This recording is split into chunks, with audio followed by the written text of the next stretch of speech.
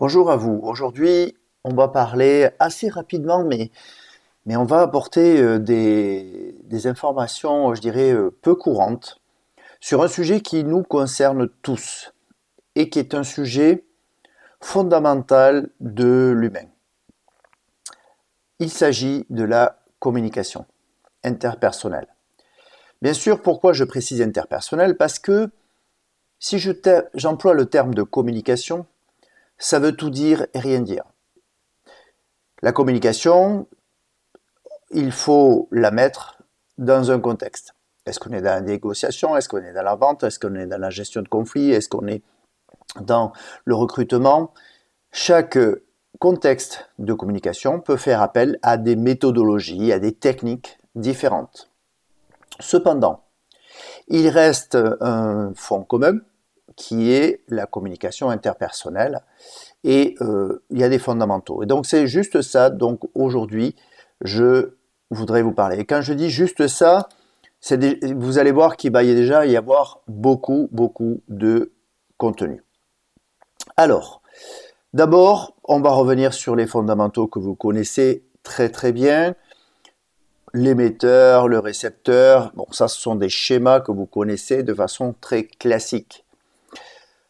On est émetteur, on envoie un message à un récepteur. Ce message-là, il comporte plusieurs éléments, à la fois corporels, à la fois verbal, paraverbal.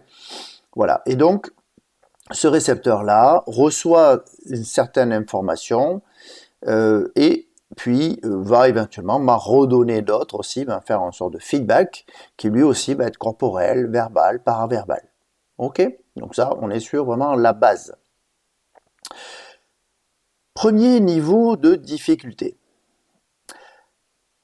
Quand j'émets un message, je suis dans un état, à l'instant d'émettre, un état émotionnel qui est ce qu'il est.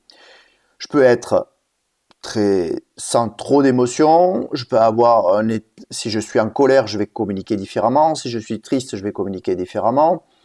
Si les émotions que j'ai sont liées au récepteur, ça va avoir aussi un effet différent que si les émotions que j'ai viennent d'un élément extérieur à l'échange de communication que je vais avoir avec le récepteur. Disons que ces émotions-là vont être plus ou moins canalisables dans un coin pendant que je suis avec le récepteur, si cela vient de lui ou d'elle, bien sûr, hein, par récepteur, je simplifie, ou si c'est quelque chose qui est lié intimement à lui ou extérieur. Voilà. Donc ça, c'est les émotions dans lesquelles je suis. Ensuite, on va avoir les pensées. Donc les pensées, quelles sont les pensées que j'ai au moment où j'émets mon message? Est-ce que je suis en train de parler et mon esprit est déjà à 2 ou 3 tâches après, donc c'est-à-dire que je ne peux pas être 100% à l'émission de ce que je suis en train de dire, puisque mon esprit est occupé à d'autres choses, ou est-ce que mes pensées sont aussi peut-être liées à mon récepteur? Peut-être que mon récepteur, et on va voir le niveau dessus, il est dans telle case où j'ai tel élément qui me permet de penser que ce récepteur-là va être plutôt positif, négatif par rapport à moi, par rapport au message que j'envoie. Donc ces pensées-là peuvent influer beaucoup la qualité ou en tout cas la façon dont j'émets. Et forcément, le récepteur, lui aussi, va recevoir ça de façon totalement différente. Troisième point, je dirais du premier niveau, on va dire deuxième niveau, puisque le premier niveau, c'est ce que j'envoie, et le deuxième niveau, c'est, on va dire, les émotions, les pensées, et puis le troisième élément important, c'est les comportements. Les comportements, c'est la façon dont moi, je me livre un message, la façon dont je communique. Vous avez des personnes qui parlent très fort, vous avez des personnes qui parlent très vite, vous avez des personnes qui prennent souvent la parole dans un groupe, voilà, et qui vont avoir un certain comportement en termes de communication, en émission. Donc, ce premier niveau là qu'on a vu, émotion, pensée, comportement, bien nous allons avoir la même chose pour le récepteur. Le récepteur, au moment où moi j'émets un message, lui, il est aussi dans un état émotionnel de l'instant. Toujours pareil, ou vis-à-vis de moi, ou vis-à-vis d'éléments extérieurs. Quand ce sont des éléments extérieurs, selon ses capacités, ses compétences en communication, il pourra peut-être les mettre de côté.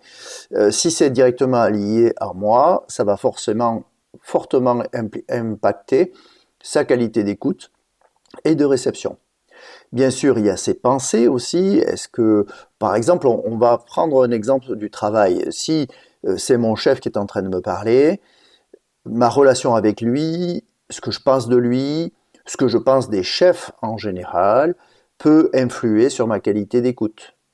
D'accord? Sur ce respect d'écoute ou sur ma capacité à avoir une écoute qu'on pourra dire active, qui est 100% à l'écoute.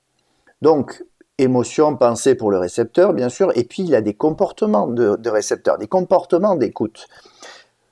Vous avez des personnes qui savent très très bien parler, qui ont plutôt une bonne aisance orale, mais qui ont très peu de capacité d'écoute quand ce sont d'autres personnes qui s'expriment. Donc ça fait partie des comportements de chaque personne. Bien sûr, ce qui est intéressant dans les comportements, que ce soit dans l'émetteur et dans le récepteur, ce sont des choses qu'on peut travailler. D'accord? Des choses qui peuvent évoluer.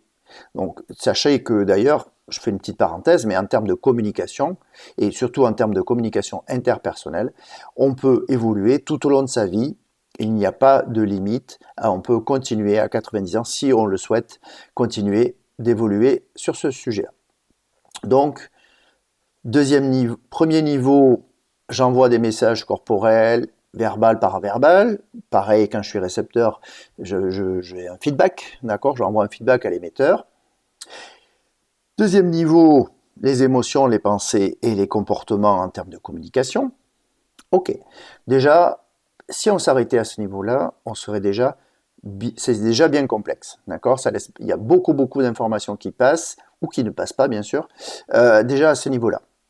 Mais troisième niveau, dont on parle rarement, on entend très très peu parler en termes de communication ou dans les schémas. Et c'est ça que je voulais évoquer aujourd'hui, c'est cela que j'ai voulu évoquer aujourd'hui dans ce podcast. Alors, l'histoire personnelle. Eh bien oui, l'histoire personnelle.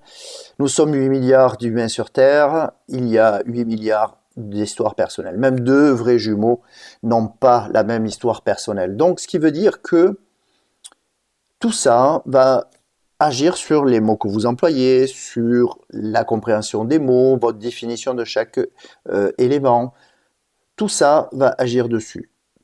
Donc, cette histoire personnelle, les relations, je parlais tout à l'heure, je prenais l'exemple de relations avec votre chef, si c'est votre chef qui s'exprime, mais aussi si vous êtes un manager et que vous avez, entre guillemets, des employés, des ouvriers sous votre hiérarchie, eh bien, votre histoire personnelle peut construire la façon dont vous allez communiquer de personne à personne, bien sûr. Donc, ça peut beaucoup influencer vos comportements.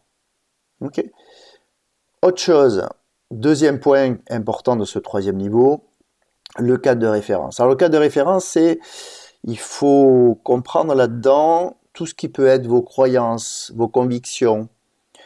Donc ça va beaucoup agir sur votre communication, puisque vous allez livrer un message et selon, par exemple, votre croyance sur la personne que vous avez en face, je prends souvent cet exemple-là dans le monde du BTP ou industriel où on a du mal à intégrer les intérimaires, par exemple, ou les sous-traitants, comme faisant partie de collaborateurs à part entière de l'organisation, ce qui est le cas, puisque bon, ce ne sont que des personnes qui font un travail que je dois faire, mais que je ne souhaite pas faire en interne dans mon entreprise, donc je le délègue, entre guillemets, à d'autres personnes, ou tout simplement, je remplace des personnes qui sont absentes, et dans le cas d'intérimaires, et mais dans ce cas-là, ce sont aussi des collaborateurs.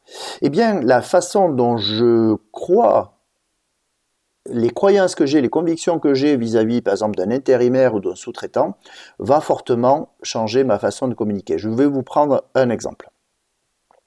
Je suis sur un chantier ou je suis dans mon usine et puis, pour moi, mon expérience, mon histoire personnelle montre que les intérimaires, ils sont incompétents. À chaque fois que j'en ai, c'est toujours la galère pour arriver à leur faire quelque chose. Bon, ça, vous allez finir par développer petit à petit des pensées, puis des croyances et peut-être à un très fort niveau des convictions que les intérimaires ne veulent pas grand-chose en termes de compétences. La personne arrive, vous n'avez même pas commencé à parler, que déjà votre niveau émotionnel, vos pensées, votre comportement en communication est en train de se mettre en place. Ce que vous allez dire, la façon dont vous allez le dire, tout votre corporel, verbal, paraverbal, va être influencé par ce cadre de référence. Ok ? Donc ça, c'est quelque chose qui est souvent un peu occulté, ce qui n'est pas dit, mais c'est extrêmement important que vous travaillez là-dessus. Quand on dit travailler sur soi, c'est beaucoup travailler aussi sur ce genre d'éléments qui peuvent polluer votre communication interpersonnelle. Des fois, vous ne comprenez pas pourquoi vous n'obtenez pas des résultats chez l'autre. Eh bien, le problème ne vient pas forcément de l'autre, vient de votre propre communication, votre cadre de référence qui influe fortement sur les messages que vous allez livrer. Donc, l'histoire personnelle, le cadre de référence, les croyances, les convictions, ouais, que déjà, ça influe énormément sur vous. Mais ce sont des choses sur lesquelles on peut travailler, d'accord ? On peut vous accompagner là-dessus, on peut travailler sur ces éléments-là pour changer votre posture, changer aussi, je ne vais pas l'évoquer là, mais changer aussi l'intention quand vous allez communiquer. Ça fera l'objet peut-être d'autres podcasts. Troisième élément de ce troisième niveau, alors celui-là, il est très souvent occulté, il y a beaucoup de biais cognitifs qui font qu'on ne veut pas y aller, on ne veut pas en parler. Ce sont les objectifs personnels. Dans le contexte de ma communication, j'ai forcément un objectif personnel. Par exemple, dans le cas du travail, je viens au travail pour certaines raisons. Ok ? Il y en a qui vont venir pour gagner de l'argent, pour acheter leur maison, pour acheter une voiture, pour faire vivre leur famille, pour envoyer leurs enfants dans des écoles, pour aider des parents ou des enfants entre guillemets handicapés ou malades. Voilà, chacun va venir au travail pour des raisons personnelles. Il faut bien comprendre que ces objectifs personnels vont influencer votre communication. C'est obligé. Pourquoi ? Dans un sens comme dans l'autre, c'est-à-dire que vous voulez aller plus vite vers un résultat, vous allez peut-être communiquer rapidement, peut-être trop rapidement, ou communiquer avec qualité pour vous encore plus, parce que vous avez compris que communiquer avec efficacité et qualité va encore mieux servir vos objectifs personnels. Ça, c'est l'objectif personnel, vraiment, on va dire de la sphère que j'évoquais, de la sphère vraiment privée. Mais dans le travail, et même dans d'autres éléments, on a des objectifs personnels, professionnels. C'est-à-dire que moi, si mon objectif, je suis directeur des achats et que mon objectif, c'est de baisser les coûts de 2%, si je suis dans un projet où on me sollicite sur les achats, je vais forcément, mon objectif personnel, professionnel, va influencer sur ma façon de communiquer. Tout ce que je vais dire, les pensées, les émotions vont être influencées par cet objectif personnel.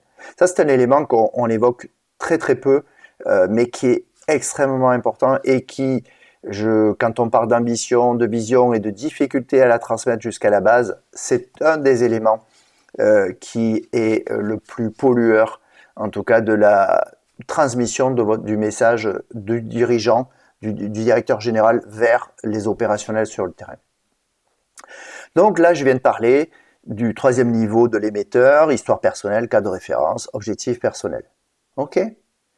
Bon, mais ça serait vous voyez déjà que on est déjà dans quelque chose d'assez complexe où il y a beaucoup d'éléments qui agissent sur notre propre communication. Eh bien, il faut comprendre dans la communication qu'on a la même chose du côté récepteur. Eh bien oui, quand j'écoute le message de quelqu'un, j'ai ma propre histoire personnelle.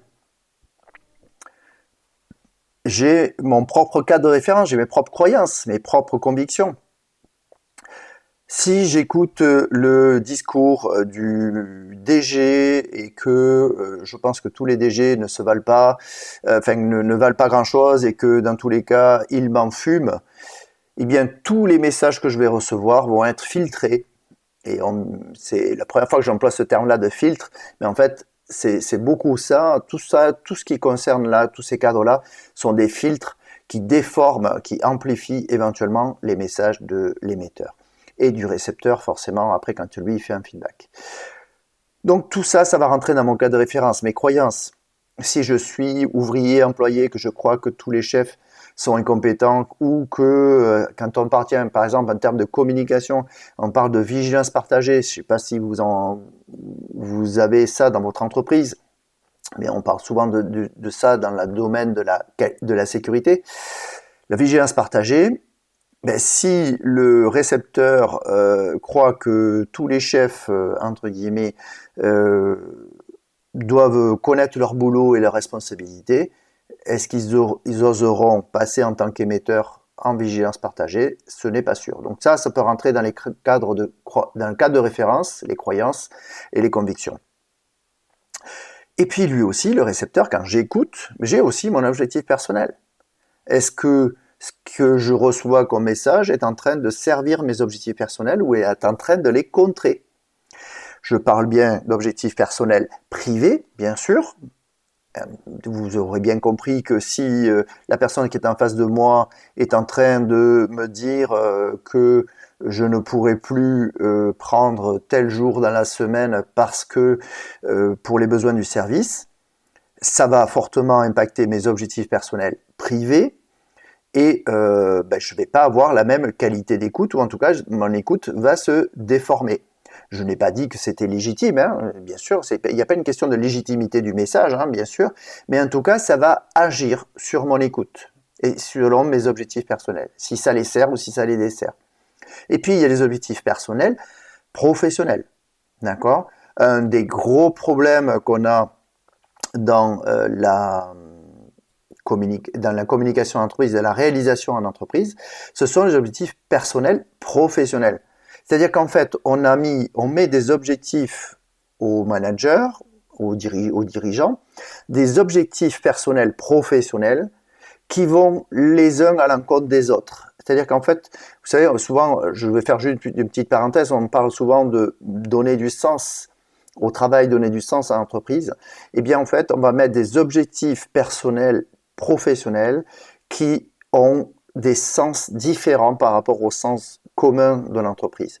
Et donc ça ne peut que amener des problèmes de communication derrière. Pourquoi? En tout cas, ça ne les favorise pas. Pourquoi? Parce que, eh bien, chacun va être tiraillé par ses objectifs personnels, professionnels, et chacun va vouloir les servir au mieux.